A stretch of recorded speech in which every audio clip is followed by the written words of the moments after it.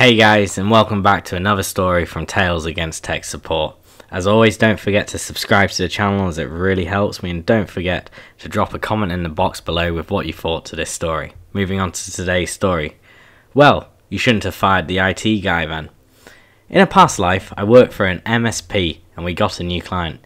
The IT guy was at his wit's end. He had been there for 5 years, and in the last 3 he has had not had a day away from work. The straw that broke the camel's back was returning from the beach to his hotel room to find several messages from reception. They were work calls asking about mundane stuff. So he hired us to help out so he could actually get back on track with his workload and occasionally actually have a holiday. It turns out his employers were very tight-fisted, and within 2 weeks of hiring us, their boss, a man who hears only what he wants to hear, and ours, a salesman who thinks everything is a sales opportunity, it seems were going to do in half a day a week what this person had been doing full time. Now, as I said, my boss was a salesman. Their boss heard what he wanted. I've always pictured the conversation they must have as a montage moment with 3 cells on a TV screen. One with the inner monologue of my boss on the left and one with the inner monologue of theirs on their right, and the real life events going on in the middle. Somehow my boss thought he had negotiated to sell them a new phone system. I only do IT, not telephony. And their boss thought that we would take over maintenance of the ancient Toshiba analog system. Many other similar misunderstandings between them took place that day. Their old IT guy was the absolute epitome of anything with a plug on it is my department. That is not how my company worked.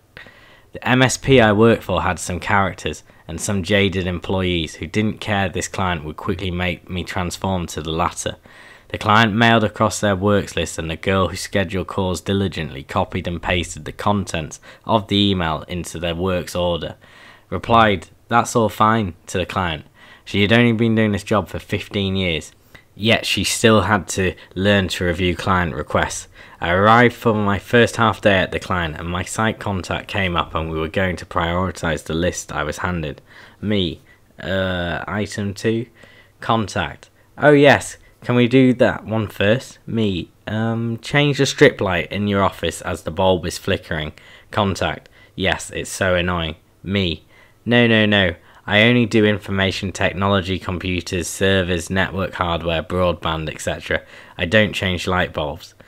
Contact, oh, but the last IT guy did all of that.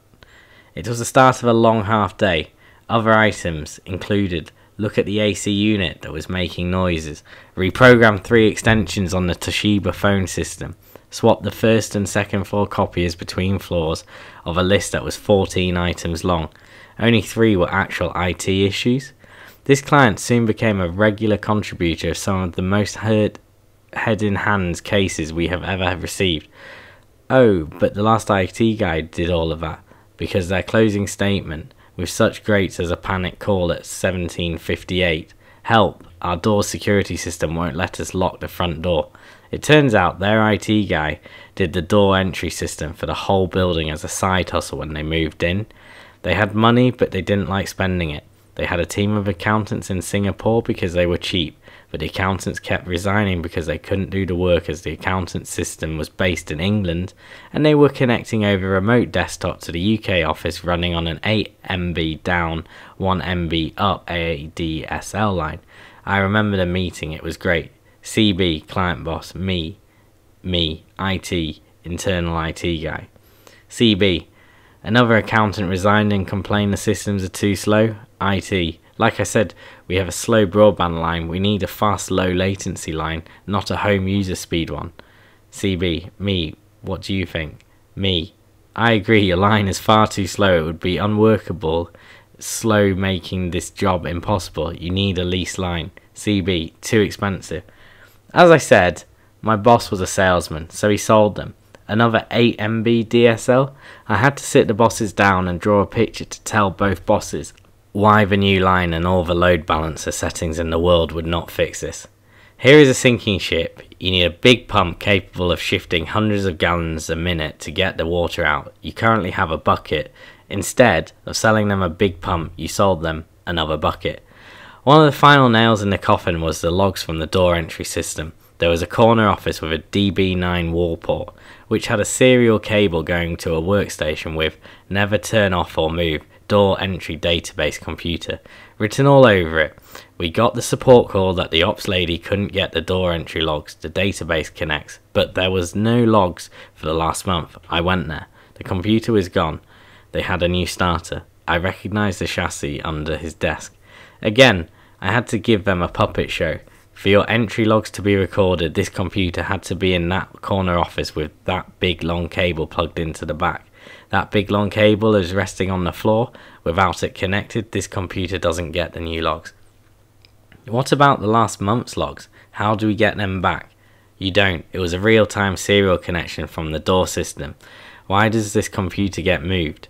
The boss thought it was doing nothing and moved it himself. He didn't want to buy a new one. I was very happy to say we parted ways shortly after that. We told them they required an on-site guy permanently. They hired the cheapest person they could find for 3 weeks. He was logging tickets daily, asking about how things worked. We could have gotten him up to speed if we had 6 months, but after 3 weeks they cancelled their support contract. The last I saw of the new hire was him leaving the local supermarket with a job application form. Guys, let me know in the comments box below what you think to this story and what you would have done differently if you were the client's boss. Cheers now.